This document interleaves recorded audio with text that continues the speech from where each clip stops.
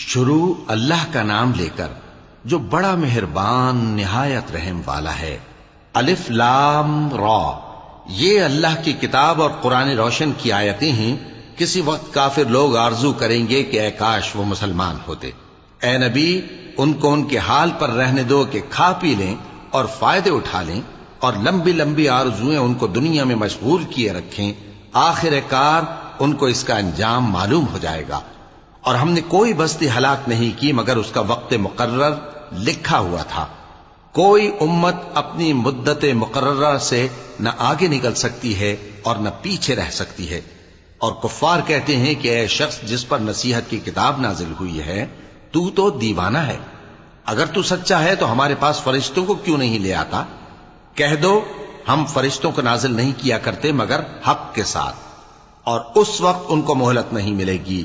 بے شک یہ کتاب نصیحت ہم ہی نے اتاری ہے، اور یقیناً ہم اس کے نگہبان ہیں۔ اور ہم نے تم سے پہلے کے مختلف گروہوں میں بھی پیغمبر بھیجے تھے، اور ان کے پاس کوئی پیغمبر نہیں آتا تھا مگر وہ اس کے ساتھ ہنسی کرتے تھے۔ اسی طرح ہم اس گستاخی کو گناہگاروں کے دلوں میں ڈالے رکھتے ہیں، سو وہ اس پر ایمان نہیں لاتے۔ اور پہلے لوگوں کی روش بھی یہی رہی ہے۔ اور اگر ہم آسمان کا کوئی دروازہ ان پر کھول دیں اور وہ اس میں چڑھنے بھی لگیں تو بھی وہ یہی کہیں کہ ہماری آنکھیں باندھ دی گئی ہیں، بلکہ ہم پر جادو کر دیا گیا ہے۔ اور ہم نے آسمان میں برج بنائے ہیں اور دیکھنے والوں کے لیے اس کو سجا دیا ہے، اور ہر شیطان مردود سے اسے محفوظ کر دیا ہے۔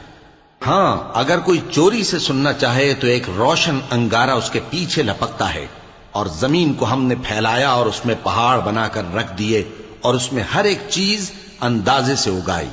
اور ہم نے تمہارے لیے اور ان لوگوں کے لیے جن کو تم روزی نہیں دیتے اس میں معاش کے سامان پیدا کیے، اور ہمارے ہاں ہر چیز کے خزانے ہیں، اور ہم اس کو بمقدار مناسب اتارتے رہتے ہیں۔ اور ہم ہوائیں چلاتے ہیں جو پانی سے بھری ہوئی ہوتی ہیں، سو ہم آسمان سے مے برساتے ہیں، پھر ہم تم کو اس کا پانی پلاتے ہیں، اور تم تو اس کا خزانہ نہیں رکھتے۔ اور یقیناً ہم ہی حیات بخشتے اور ہم ہی موت دیتے ہیں، اور ہم ہی سب کے وارث ہوں گے۔ اور جو لوگ تم میں پہلے گزر چکے ہیں ہم کو معلوم ہے، اور جو پیچھے آنے والے ہیں وہ بھی ہم کو معلوم ہے۔ اور تمہارا پروردگار قیامت کے دن ان سب کو جمع کرے گا، وہ بڑا دانا ہے، خبردار ہے۔ اور ہم نے انسان کو کھنکھناتے سڑے ہوئے گارے سے پیدا کیا ہے، اور جنوں کو اس سے بھی پہلے بے دھوئیں کی آگ سے پیدا کیا تھا۔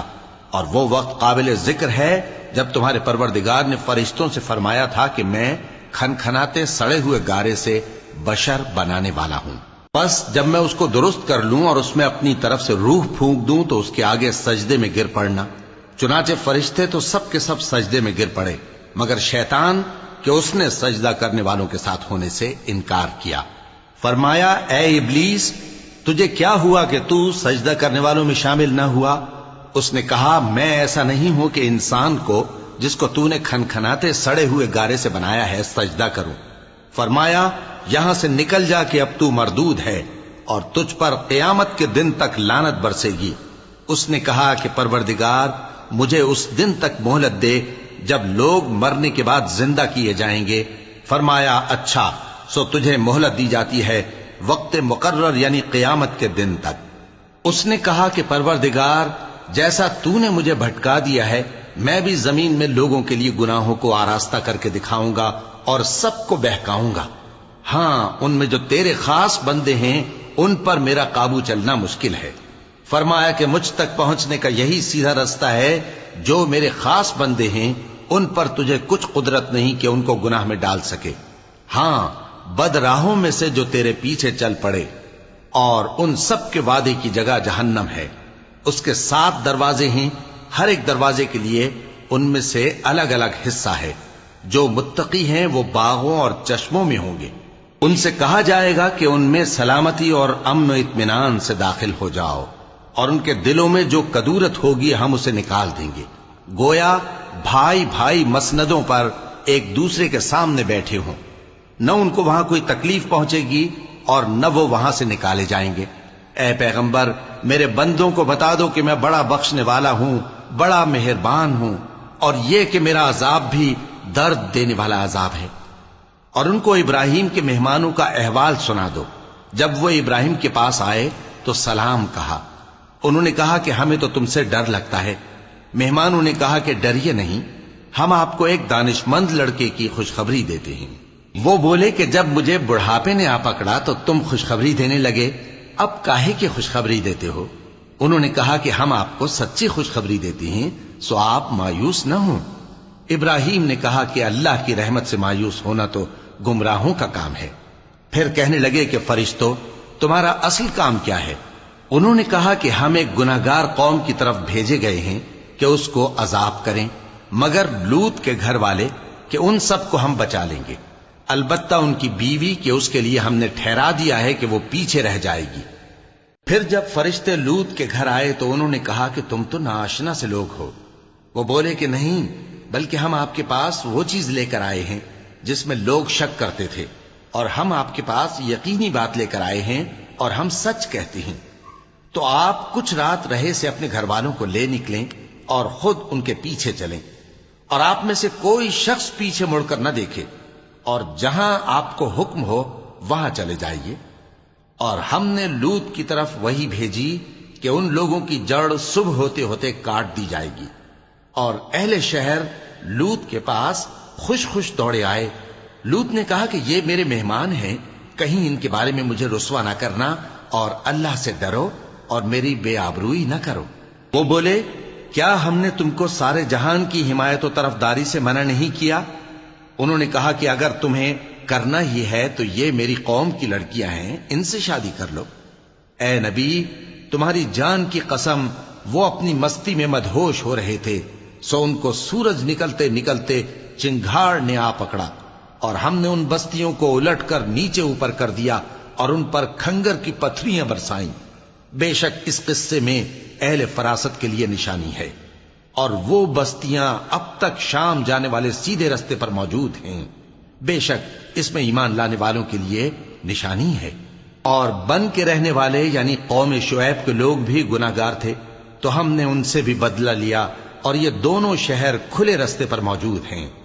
اور وادی ہجر کے رہنے والوں نے بھی پیغمبروں کی تکذیب کی، ہم نے ان کو اپنی نشانیاں دی اور وہ ان سے منہ پھیرتے رہے، اور وہ پہاڑوں کو تراش تراش کر گھر بناتے تھے کہ امن و اطمینان سے رہیں گے۔ آخر زوردار آواز نے ان کو صبح ہوتے ہوتے آ پکڑا، اور جو کام وہ کرتے تھے وہ ان کے کچھ بھی کام نہ آئے۔ اور ہم نے آسمانوں اور زمین کو اور جو مخلوقات ان میں ہے سب کو تدبیر کے ساتھ پیدا کیا ہے، اور قیامت تو ضرور آ کر رہے گی، تو تم ان لوگوں سے اچھی طرح سے درگزر کرو۔ کچھ شک نہیں کہ تمہارا پروردگار ہی سب کچھ پیدا کرنے والا ہے، جاننے والا ہے۔ اور ہم نے تم کو 7 آیتیں جو نماز میں دہرا کر پڑھی جاتی ہیں، یعنی سورہ الحمد اور عظمت والا کلام عطا فرمایا ہے۔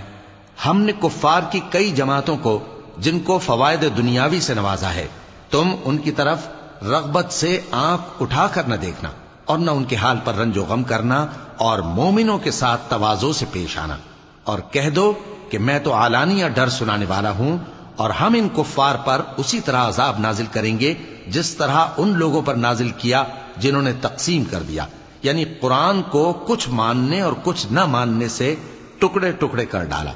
سو تمہارے پروردگار کی قسم، ہم ان سے ضرور پرسش کریں گے ان کاموں کی جو وہ کرتے رہے۔ پس جو حکم تم کو اللہ کی طرف سے ملا ہے وہ لوگوں کو بے دھڑک سنا دو، اور مشرکوں کا ذرا خیال نہ کرو۔ ہم تمہیں ان لوگوں کے شر سے بچانے کے لیے کافی ہیں جو تم سے ہنسی کرتے ہیں، جو اللہ کے ساتھ کوئی اور معبود قرار دیتی ہیں، سو ان قریب ان کو ان باتوں کا انجام معلوم ہو جائے گا۔ اور ہم جانتے ہیں کہ ان کی باتوں سے تمہارا دل تنگ ہوتا ہے، تو تم اپنے پروردگار کی تسبیح کہتے اور اس کی خوبیاں بیان کرتے رہو، اور سجدہ کرنے والوں میں سے ہو جاؤ، اور اپنے پروردگار کی عبادت کیے جاؤ یہاں تک کہ تمہاری موت کا وقت آ جائے۔